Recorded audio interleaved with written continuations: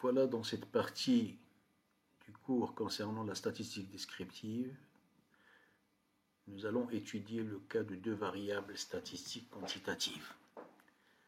Donc jusqu'à présent, on a parlé tout simplement d'une seule variable ou bien un seul caractère. Qu'est-ce que ça veut dire? Ça veut dire quand on a des observations sur une population, sur chaque individu, on regarde tout simplement un caractère qui va nous donner une seule valeur. Ici, au lieu de regarder sur l'individu un seul caractère, on va observer deux caractéristiques ou deux caractères, ou bien parfois on l'appelle deux variables statistiques, qui vont nous donner deux valeurs. Donc là, on traite tout simplement le cas des variables quantitatives pour lesquelles on a des valeurs numériques. Donc là, je vais commencer par un exemple très simple. Regardons, c'est-à-dire vous avez une certaine population dans laquelle vous avez des individus qui sont Pierre, Martin, etc. Et sur chaque personne, on va observer, donc on va mesurer la taille et on va mesurer le poids. C'est-à-dire en face du nom, vous avez la taille et vous avez le poids, la taille et le poids. Donc tout simplement, si on essaye de représenter ça, de mettre ça sous la forme d'un tableau statistique, on va écrire tout simplement un tableau avec deux colonnes. Dans la première colonne, vous allez avoir les valeurs du caractère X, qui est la taille, et les valeurs du caractère Y, qui est le poids. Donc, c'est-à-dire pour chaque individu, vous avez deux mesures. Donc ça, c'est un point. Ou, donc, si je prends comme axe des abscisses les valeurs qui correspondent à X et comme axe de coordonnées ou d'ordonner les valeurs qui correspondent au poids, ce sont les valeurs de Y. Donc à partir de là, on peut faire une telle représentation graphique. Ça, c'est ce qu'on appelle un nuage de poids. Donc pour lequel vous avez l'axe des abscisses qui correspond à la taille et l'axe des ordonnées qui correspond au poids. Donc ça, ce nuage de points va nous donner une idée générale sur le comportement des observations, parce que ça nous permettra de voir est-ce qu'on peut représenter ce nuage de points par une droite, parce que normalement, d'une manière générale, on peut parler d'une relation fonctionnelle, c'est-à-dire y égale à f de x. Mais dans votre cas, on va étudier tout simplement le cas linéaire. Donc voilà, la question qui se pose, existe-t-il une relation de dépendance entre la variable x et la variable y, ou bien le caractère x, le caractère y, ou bien la caractéristique x et la caractéristique y. Donc là, vous allez avoir, donc ça c'est un nuage de points qui est trop dispersé, donc à partir de là, on peut dire qu'il n'y a pas de dépendance, c'est-à-dire que les deux caractères sont indépendants. Donc on verra par la suite, c'est-à-dire parce que là c'est tout simplement des observations visuelles, mais il faut bien confirmer ça à l'aide de quelques paramètres et quelques valeurs numériques, c'est-à-dire qui vont nous permettre de dire est-ce que c'est vraiment lié ou non lié. Donc là, si vous regardez cette représentation graphique, là vous voyez que presque tous les points sont sur une droite. Donc il y a une bonne relation linéaire entre le caractère x et le caractère y. Maintenant, il y a un paramètre qui va intervenir. Tout simplement, ce caractère, c'est ce qu'on appelle la covariance. Donc jusqu'à présent, dans le cas univarié, on a parlé de la moyenne arithmétique, de la variance et d'autres paramètres. Donc ici, on va ajouter un autre paramètre qui va relier, qui va nous permettre de voir la liaison entre x et y. Ce paramètre se lie covariance de x, y. C'est tout simplement, c'est 1 sur n sigma xi moins x bar, qui est la moyenne des valeurs observées en x, multiplié par yi moins y bar, qui est la moyenne observée en y. Donc c'est-à-dire, c'est tout simplement la moyenne des produits croisés centrés. Maintenant, vous avez quelques propriétés concernant cette covariance. Donc, d'une manière générale, la covariance de xy, si jamais la covariance de xy est positive, ça veut dire que xy varie dans le même sens. Quelle est la signification varie dans le même sens? Ça veut dire lorsque x augmente, y augmente aussi. Si jamais le paramètre de la covariance est un paramètre négatif, c'est une quantité négative, x, y varie au sens contraire, c'est-à-dire lorsque x augmente, y diminue. Si je remplace y par x, la covariance de xx, donc c'est là, c'est la variance. Ici, je peux remplacer tout simplement xy par yx, donc j'obtiens toujours la même covariance, parce que ici vous avez le produit qui est symétrique. Si jamais je multiplie le caractère x par une constante a et le caractère y par rapport à une constante b, la covariance de ax plus by par rapport à z, c'est a fois la covariance de xz plus b, la covariance de yz. Maintenant, il y a un autre paramètre qu'on peut calculer, c'est la corrélation, ou bien le coefficient de corrélation linéaire. C'est un coefficient qu'on note souvent par ρ, ou bien on peut le noter par petit r. Ce coefficient de corrélation, c'est tout simplement la covariance entre x, y, divisé par l'écart type de x, l'écart type de y. Et l'écart type de x, c'est la racine carrée de la variance de x, et l'écart type de y, c'est la racine carrée de la variance y. Donc c'est tout simplement ça, ce sont des paramètres qu'on a déjà étudiés dans la première partie concernant les séries statistiques univariées. Maintenant, vous avez quelques propriétés concernant ce coefficient de corrélation. Il est toujours compris entre moins 1 et 1. Si, parce que là nous sommes en train de regarder est-ce qu'il existe une relation linéaire entre les deux caractères x, y, ou bien entre les deux variables statistiques x et y.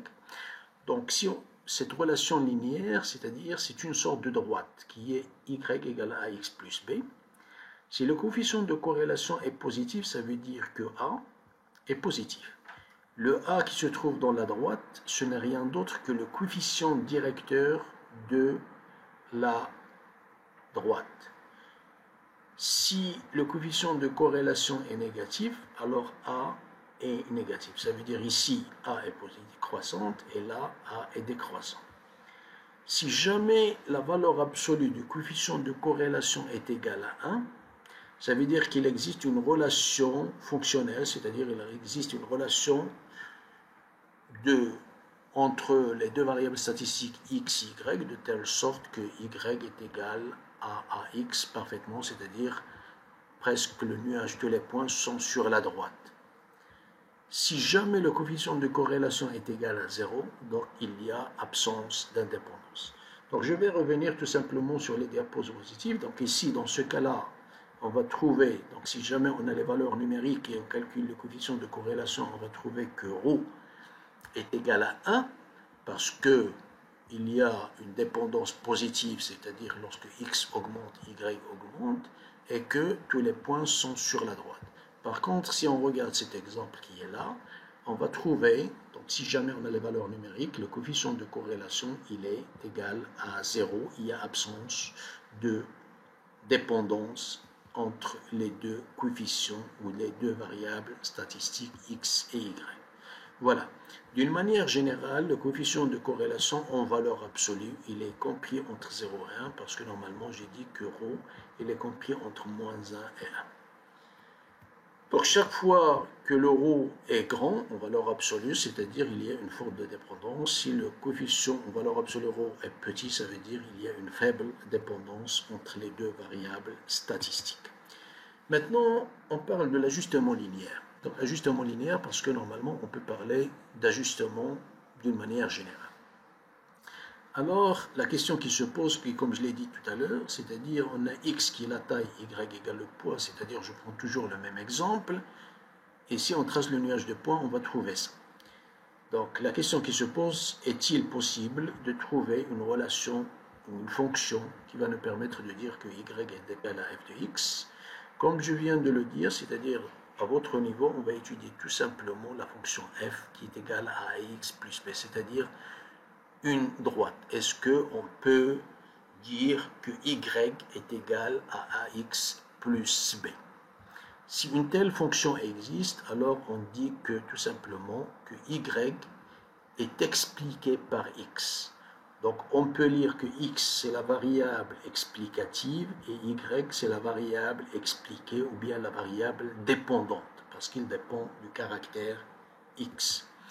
Maintenant, voilà, donc c'est-à-dire ici, si on a une sorte de relation de dépendance entre les deux caractères, donc il faut tracer cette droite, et cette droite c'est une droite qui va passer par le nuage de points. Donc, et qui va être proche le plus possible, le plus grand possible des points. Donc la question qui se pose, comment tracer cette droite d'ajustement, c'est-à-dire qui va nous donner une sorte de modélisation entre y et x, de telle sorte à dire que y est égal à ax plus b. Maintenant, donc là, je vous donne tout simplement l'idée intuitive, parce que normalement, on utilise une méthode mathématique appelée la méthode des moindres carrés ordinaires, afin de déterminer cette droite qui va nous permettre d'écrire y égale à x plus b. Donc tout simplement, c'est-à-dire on va tracer une telle droite, parce que la droite qu'on va écrire à x, si on la trace, donc par exemple ici, ça va nous donner, donc ici, si je prends x est égal à 170, la taille, j'ai le poids qui est donné, qui est là, c'est-à-dire c'est la valeur, le poids observé. Donc là. Et j'ai une autre valeur qui correspond au poids qui est donné par la droite. Donc là, vous voyez qu'il y a une sorte de différence entre la valeur observée et la valeur donnée par l'équation de la droite. Il y a une sorte de différence, ça c'est ce qu'on appelle l'erreur commise. Donc tout simplement, et là vous avez une erreur positive, là vous avez des erreurs négatives et ainsi de suite. Donc tout simplement la méthode va nous permettre de mieux, c'est-à-dire ajuster les erreurs de telle sorte à minimiser les erreurs entre les valeurs observées et les valeurs calculées à partir de la droite. Donc ça c'est tout simplement la démarche. Donc là c'est tout simplement, voilà l'explication y, c'est la valeur observée. Et là vous avez une certaine valeur que je note a xi plus b, c'est-à-dire c'est la valeur qui va être donnée par la droite. Tout simplement, voilà la méthode. Donc maintenant, comme je viens de le dire, nous sommes en train de chercher une relation linéaire entre x et y, afin d'écrire tout simplement y égale à x plus b. Donc normalement c'est une droite affine si le b est différent de 0. On sait très bien qu'une droite linéaire passe automatiquement par 0. Mais là, ce n'est pas grave, c'est tout simplement pour simplifier les choses et dire que y égale à x plus b est une droite linéaire. Donc maintenant, pour chercher le a et b, vous savez très bien, quand on fait la démarche mathématique, on vous dit tracer une droite, on vous donne y égale à x plus b avec la valeur de a et la valeur de b. Donc et pour tracer une droite, il suffit tout simplement de prendre deux valeurs distinctes afin de trouver deux points distincts et rejoindre les points par les deux points distincts par une droite pour avoir la représentation graphique. Ici, on travaille dans le côté statistique. Donc, dans le côté statistique, on a un tableau dans lequel vous avez des valeurs pour chaque individu, pour chaque observation, qui sont de la forme xi, yi. Alors, on va utiliser ces observations pour chercher la valeur de A et chercher la valeur de B. Donc, il y a une démarche mathématique qui est utilisée ici. C'est tout simplement parce que là, on utilise le grand S. Le S, je sais très bien qu'il varie en fonction, parce que là, yi est connu, xi est connu. Donc, il y a deux paramètres qui sont inconnus, c'est A et B.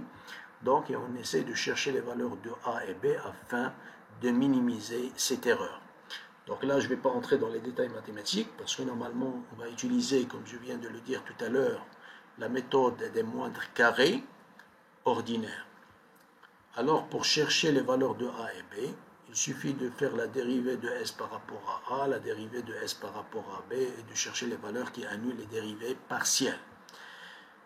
Mais d'une manière beaucoup plus simple, c'est-à-dire si j'ai des valeurs numériques bivariées x1, y1, x2, y2, xn, yn, et je veux déterminer la droite, je peux calculer le A à l'aide de cette méthode.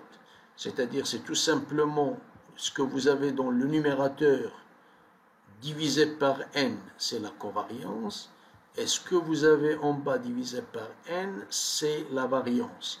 Et comme il y a ici une division par n, il y a une division par n, donc le n va sauter. Il reste tout simplement sigma xi moins x bar, yi moins y bar divisé par ça, qui est exactement la covariance de la variance. Donc une fois que j'ai les valeurs numériques, je peux calculer premièrement la moyenne arithmétique en x, la moyenne arithmétique en y, chercher la somme des produits croisés centrés divisée par la somme des différences, bien sûr, centrées au carré, et ça va me donner une certaine valeur, et cette valeur, c'est le A. Une fois que j'ai trouvé le A, je peux calculer le B, et le B, ça va être tout simplement la moyenne des valeurs en Y, moins la quantité A déjà calculée, fois la moyenne en X. Donc ça, c'est ce qu'on appelle la droite d'ajustement de Y en X, c'est-à-dire, ça va me permettre d'écrire tout simplement Y égale à X plus B. Donc là, on peut dire, si le A est positif, ça veut dire que la droite elle est croissante. Si A est négatif, ça veut dire que la droite elle est décroissante parce qu'il existe une relation étroite entre la dépendance positive, dépendance négative et le coefficient directeur de la droite qui est le petit a. Maintenant, c'est tout simplement, c'est une explication concernant la méthode. Et là, vous avez tout simplement, ça c'est la droite, bien sûr, globale. C'est la droite affine. Et là, si je remplace dans la droite xi par xi, ça va me donner une valeur qui est sur la droite. Et ça, c'est ce qu'on appelle la valeur prévue par le modèle, ou bien calculée à partir du modèle mathématique. Et là, vous avez le RI, c'est ce qu'on appelle le résidu. Le résidu, c'est tout simplement la différence entre la valeur observée et la valeur calculée à partir du modèle mathématique qui est donné à l'aide de la droite y égale ax plus b. Donc ça, c'est tout simplement l'erreur commise. Maintenant, donc là, il arrive parfois, au lieu de chercher y égale ax plus b, comme je l'ai dit dans la diapo précédente, on peut chercher une relation linéaire de x en fonction de y. Donc, c'est-à-dire, je peux écrire x égale a', y plus b'. A' et b', ce sont des constantes. Je peux, au lieu d'écrire a', b', je peux écrire cy plus d. Donc là, ce sont tout simplement des paramètres qu'on peut remplacer. Maintenant, si je veux calculer la constante a' et la constante b', j'utilise la même démarche que tout à l'heure, et je peux dire que a', c'est tout simplement la covariance de xy divisée par la variance de y. Et pour b', ça va être x bar moins a', y bar. Donc si vous regardez tout simplement ce que j'ai donné ici, il suffit tout simplement de changer le x en y. Donc la covariance de y, c'est la covariance de xy. Et là, ici, il faut remplacer par v de y. Et là, il suffit de remplacer y par x, et là, il suffit de remplacer x par y, et ça va vous donner une autre droite. Donc, sur le plan mathématique, on peut calculer y en fonction de x, comme on peut calculer x en fonction de y, mais dans le cas pratique, parfois, on veut décrire, dans le cas, on veut expliquer une variable qui nous intéresse en fonction d'une autre variable. Donc, c'est-à-dire on a une certaine préférence. Maintenant, c'est tout simplement, donc ça c'est la démarche, pour vous montrer que tout simplement il y a une représentation géométrique ou une relation géométrique entre les deux droites quand j'exprime y en fonction de x et x en fonction de y.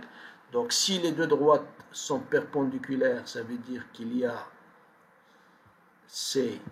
absence de relation entre les deux caractères, et ce 0 qui est là est perpendiculaire, c'est-à-dire tout simplement le coefficient a' est égal à 0, ça veut dire que le coefficient de corrélation est égal à 0. Si par contre l'erreur ici, l'alpha, la différence entre les deux droites est petite, donc c'est-à-dire on est proche de 1, si chaque fois que l'angle devient plus grand, donc ça veut dire que la dépendance va être très faible. Voilà tout simplement l'interprétation géométrique concernant cette représentation graphique concernant l'ajustement d'une variable statistique en fonction d'une autre variable statistique. Maintenant, donc ça c'est ce que j'ai dit tout à l'heure, c'est-à-dire il y a le résidu, et le résidu souvent, c'est-à-dire quand on fait le côté statistique pur, il faut regarder est-ce que les résidus suivent une loi normale, c'est-à-dire ils se comportent d'une façon normale, afin de dire qu'on a une bonne représentation ou bien une bonne modélisation linéaire entre les deux caractères. Maintenant, si vous regardez, on peut parfois avoir d'autres modèles d'ajustement. C'est-à-dire ici, si vous regardez le nuage de points, si je trace la droite ici, je sais très bien que la droite, elle va faire comme ça, elle va partir de ce côté, alors que le nuage a tendance à partir d'une manière exponentielle. Donc maintenant, il existe d'autres ajustements et pour lesquels on peut utiliser le modèle exponentiel. Modèle exponentiel, tout simplement y égale l'exponentielle de x. Donc c'est tout simplement l'exponentielle de base e. On peut utiliser l'exponentielle à l'aide de la base a, dans une base a. Ça, y égale b à x, c'est la forme exponentielle générale. Donc maintenant, si j'ai un tel cas, je peux toujours me ramener à un cas linéaire. Il suffit tout simplement de prendre de part et d'autre la fonction logarithme. Donc, le logarithme népérien de y est égal au logarithme népérien de b plus x logarithme népérien de a.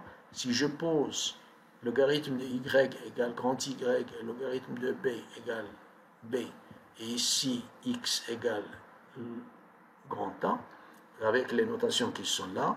Donc tout simplement, je peux, pour chercher grand A et B, je dois utiliser petit x parce qu'il n'y a pas de transformation sur petit x.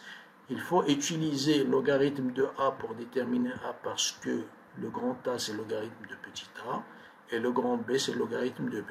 Donc en utilisant la démarche précédente concernant le cas d'une droite, je peux déterminer A et B. Et une fois que j'ai la valeur de A et j'ai la valeur de B, ce qui m'intéresse c'est de trouver le petit a et le petit b. Il suffit de prendre la fonction inverse de logarithme qui est l'exponentielle. Donc ça veut dire que petit a égale l'exponentielle de a et petit b est égal à l'exponentielle de b. Et je récupère tout simplement mon modèle exponentiel d'une manière générale. Donc là vous voyez, c'est-à-dire à partir de là, je peux déterminer cette fonction logarithme. Donc, ici, là, c'est tout simplement linéaire et c'est très bien. Donc là, je reviens tout simplement, c'est la même chose que tout à l'heure. Maintenant, l'ajustement est une fonction d'une manière générale, donc ça c'est... Maintenant, il y a une relation étroite, c'est ce qu'on appelle la qualité d'ajustement. Donc, tout simplement, vous avez ici yi moins y bar au carré, qu'on peut décomposer sous la forme de yi chapeau, c'est-à-dire ce sont les valeurs données par le modèle linéaire moins la moyenne au carré, plus la valeur observée moins la valeur donnée par le modèle. Donc c'est tout simplement, ce sont des carrés. Donc ça c'est tout simplement, c'est les valeurs, les distances au carré par rapport à la moyenne, par rapport ici, en comparant les moyennes ajustées par rapport à la moyenne calculée. Et ça. Donc c'est tout simplement quel est l'intérêt de ça, c'est-à-dire parfois on a des observations et on essaye de remplacer ces observations par un modèle qui va nous permettre d'avoir une relation linéaire entre les deux caractères ou les deux variables.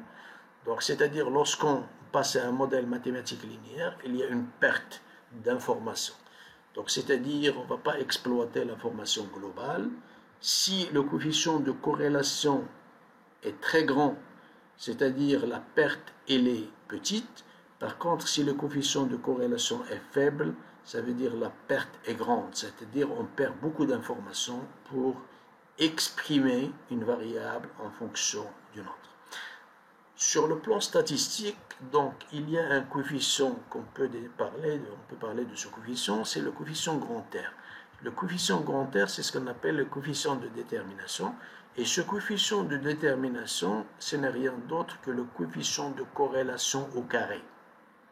Donc voilà, ça c'est tout simplement une notation.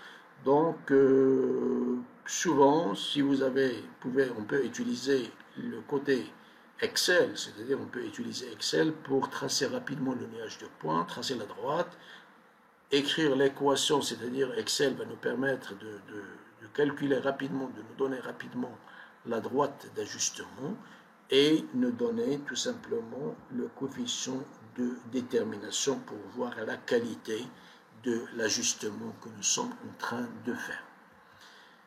Maintenant, ici, jusqu'à présent, j'ai parlé tout simplement, si vous regardez, j'ai travaillé avec des variables statistiques ou caractères quantitatifs, c'est-à-dire on a des quantités, mais parfois, au lieu d'avoir des caractères quantitatifs, on peut avoir des caractères qualitatifs. Et quand on a un caractère qualitatif, c'est-à-dire on ne peut pas calculer la moyenne x bar, on ne peut pas calculer y bar, on ne peut pas calculer le coefficient de corrélation et la covariance, alors il y a une autre méthode. Donc cette méthode, c'est dans laquelle on va utiliser tout simplement un certain tableau, ce qu'on appelle un tableau de contingence. Donc je vais être très rapide sur ça parce que on aura l'occasion de revenir sur cette démarche au moment où je vais parler tout simplement des tests d'hypothèse. Parce qu'il y a une sorte de dépendance qu'il faut calculer et chercher est-ce qu'il existe une relation de dépendance entre les deux caractères qualitatifs en utilisant une certaine distance, et cette distance se base sur une loi de probabilité appelée la loi de Qui2. Donc c'est la raison pour laquelle j'aimerais bien laisser ça pour la fin.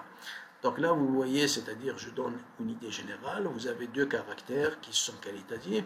Donc vous avez y1, y2, ce sont les modalités du y, x1, x2, xk, ce sont les modalités du caractère x. Vous avez à l'intérieur n1, c'est-à-dire le nombre de fois où on a observé x1, y1. n1j, c'est le nombre de fois où on a observé x1, yj. Et vous avez vers la fin la dernière colonne. C'est ce qu'on appelle le total. Et vous avez n1 point, c'est-à-dire je fais la somme de toutes les quantités sur la première ligne. Ni point, ce sont les quantités qui se trouvent dans la ième ligne. Et vous avez nk point, c'est-à-dire les quantités qui se trouvent dans la quième ligne. Et là, si vous faites le total, vous allez trouver n. De la même façon, je peux faire la somme des éléments qui se trouvent, des quantités qui se trouvent dans la première colonne, ça me donne n.1, jm colonne c'est n.j, et puis la dernière colonne, n.l, ça me donne, et je fais le total, ça me donne n. Donc là, voilà comment ça se présente un tableau de contingence, et pour ce tableau de contingence, donc là, vous avez tout simplement NIJ, c'est le nombre d'observations ayant la modalité XI de XYJ. NI point, c'est l'effectif marginal. Et N.J, ce sont les effectifs marginales pour les observations ayant la modalité Y. Et là, ça nous permettra tout simplement, à partir de ce tableau, on peut définir tout simplement, c'est-à-dire la loi de X et la loi de probabilité ou la loi de Y. Et on peut travailler tout simplement, on peut travailler à partir de là tout simplement de X, le caractère X et le caractère Y. Voilà, donc là, c'est tout simplement, on peut calculer les profils, ce qu'on appelle les profils lignes et les profils colonnes, mais je vais passer, après, il y a une sorte d'indépendance, c'est-à-dire parce que normalement, nous sommes en train de voir, est-ce qu'il existe une relation de dépendance entre les deux caractères, X et Y, et là, on va voir tout simplement, pour montrer qu'il y a une sorte d'indépendance, que ni.j sur n doit s'écrire sous la forme de ni point sur n ou à n.j sur n. Donc voilà, donc là c'est tout simplement, on aura l'occasion parce que là c'est tout simplement une sorte de dépendance en utilisant les probabilités. Donc après, c'est la raison pour laquelle j'aimerais bien laisser ça vers la fin parce qu'il faut parler de l'indépendance entre deux caractères en utilisant les probabilités. Donc les probabilités, ça va être le chapitre suivant, c'est-à-dire qui va suivre cette partie concernant statistiques descriptives.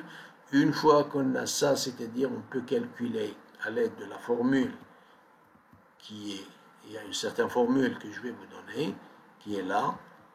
Ça, c'est une formule qui va nous permettre de calculer une certaine quantité. Après, il faut comparer cette quantité par rapport à une quantité qui est donnée à l'aide de la table de Qui2 et pour voir est-ce qu'il y a une relation étroite entre le caractère X et le caractère Y. Voilà d'une manière générale, c'est-à-dire le cas qualitatif, mais je laisserai ça pour la suite.